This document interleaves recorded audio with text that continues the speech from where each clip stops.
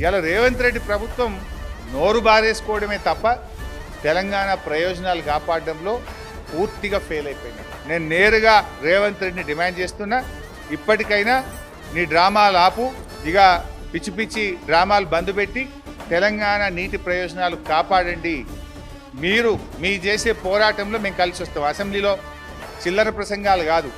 ఈ గోదావరి బనకచెర్లకు మేము వ్యతిరేకమని, గోదావరి బనకచెర్లకు ఇచ్చిన అనుమతులు రద్దు చేయాలని, మేము కమిటీని వెనక్కి తీసుకుంటున్నామని తీర్మానం పెట్టు, ఢిల్లీకి పంపుదాంపా, ధర్నా చేద్దామా, ఢిల్లీలో చెప్పు, పోదాంపా అందరం. ఎవరి ప్రధానమంత్రి కార్యాలయం ముందు చేద్దామా, జంతర్ మంతర్లో చేద్దామా, నీటిపారుదల శాఖ మంత్రి దగ్గర చేద్దామా? ఈ ఎట్లా పర్మిషన్లు ఇస్తారు గోదావరి బనకచెర్లకు? తెలంగాణ ఒప్పుకోకుండా ఏ రకంగా అనుమతులు ఇస్తారో సిడబ్ల్యూసీ ఆఫీస్ కాడ ధర్నాలు చేద్దాంపా. ఏం నిద్రపోతున్నారా మీరు? గుడ్లాపగిచ్చి చూస్తున్నారా మీరు? ఒక్కొక్క చుక్క కోసం రైతులు ఎంత తన్లాడతారు.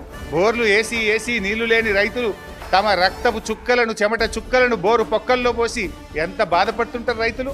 నీళ్ల బాధ రైతుకు తెలుసు, నీకేం తెలుసు? నువ్వు ఎగ్జామ్ చేసినావు నువ్వు అయినా? నువ్వు జూబ్లీ హిల్స్ ప్యాలెస్లో కూర్చొని ఇలా ఆంధ్రాకు బాబు గారికి దాసోహం అవడం కాదు, నిజాయితీగా తెలంగాణ కోసం పనిచేయి. నువ్వు ఏ పోరాటం చేసినా బీఆర్ఎస్ మీతో కలిసి వస్తుందని తెలియజేస్తావు.